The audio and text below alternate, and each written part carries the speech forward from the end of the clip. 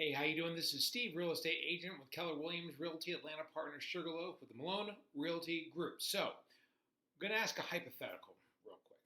When was the last time you walked in to a car dealership because you needed a car? You walked up to the car dealer and say, you know what? What's the cheapest car you have on the lot? Because that's the one that I want.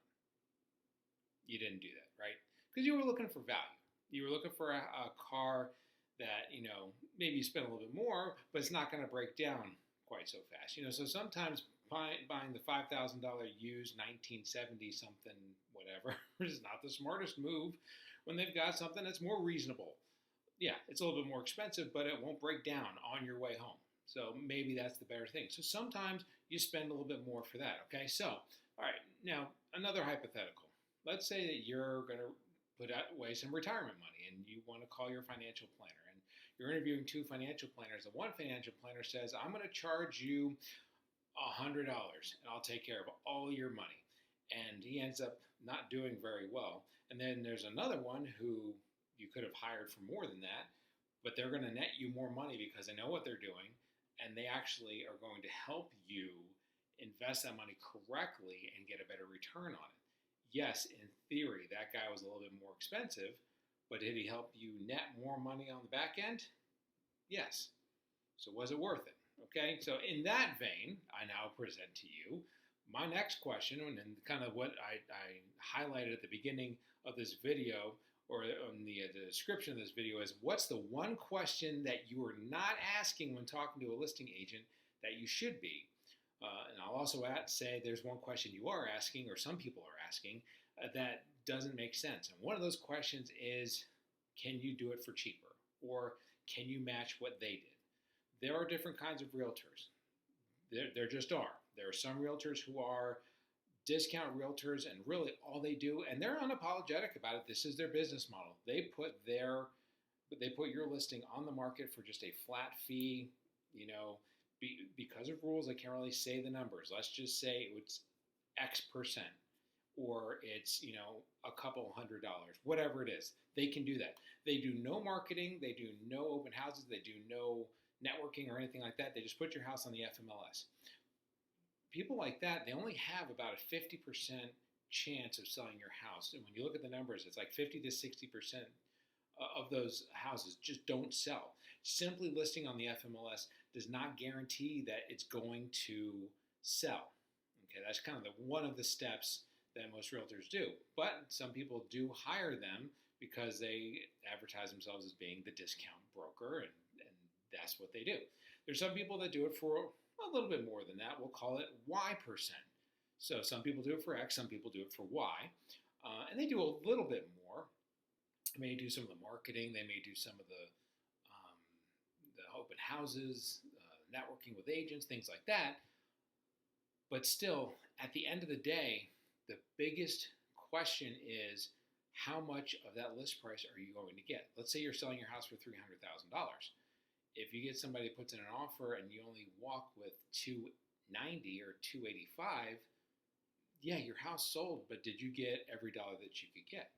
Some of these discount brokers don't get a high list price to sales price ratio, which is one of the things that we track. Our list price to sales price ratio, my personal career, is much higher than the average by about 2 or 3%. We like to negotiate. We like to get down in the mud and kind of pound it out and try and get the best deal for our clients, and not just take a deal and make our money through volume. We'd rather really slug it out with somebody and be sure that you're protected and get the most for you that we possibly can. That's kind of how we do it. Some other agents don't do that. And yeah, they may not necessarily, get the big percentage, let's say Z percent, but they do Y percent, which makes it seem like you're saving money, but they're not making you as much money on the back end. So then there's other agents who they do it for, let's say, Z percent. Okay, so you have X percent, Y percent, Z percent. Okay, again, no numbers used. So there you go. But they use it for Z percent, but with that comes not only the full marketing suite, all the open houses, the networking, full Facebook, updated ads, circle calling around the listing, everything that you can do marketing wise, everything that you can do to get people into the house really set the house up. Also sending in your stager to have the house staged correctly, being sure that the pictures look great. And for some of our houses, the drone videography looks great, making sure the whole house just presents perfectly staged, perfectly set up, gets on the market, and commands top dollar. And then you've got a negotiator in your corner, being sure that you get every dollar that you deserve on that house. That's what you get when you do the Z%. So the difference between hiring a discount broker and a full service broker that actually do a really good job is, the difference between that and, let's say, the used car analogy. The used car analogy is if you pay less, you're going to get less. Okay? And I think we all understand that. The reality is, in the real estate game, if you pay less, you may not necessarily save that money. That's the thought process. Well, I'm going to save the money. You may not. But you may get less. It's going to sit on the market for longer. The final offer may not be where you wanted it to be. And then you just kind of tap out at some point and say, I just can't take it anymore. Let's just be done. But if you use the full service, yes, they command Z%, but they're going to get done faster. They're going to get you more money on the house. They're going to get you the higher percentage on the house, less hassle. Those are the big three things that the full service brokers do.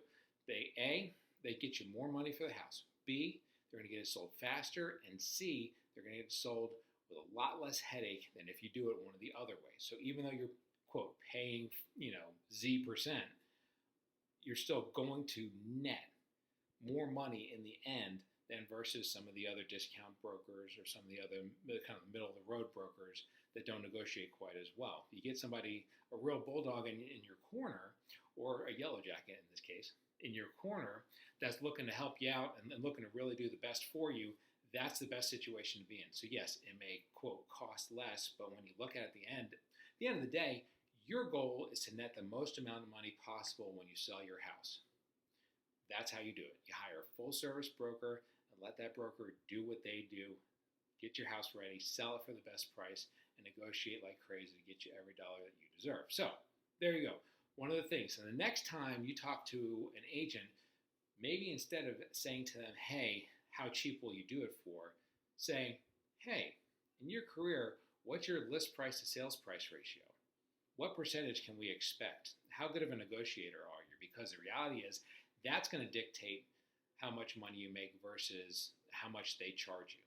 That's going to be even better indicator of what you can make at the end of the day. So ask that question next time you're talking to somebody.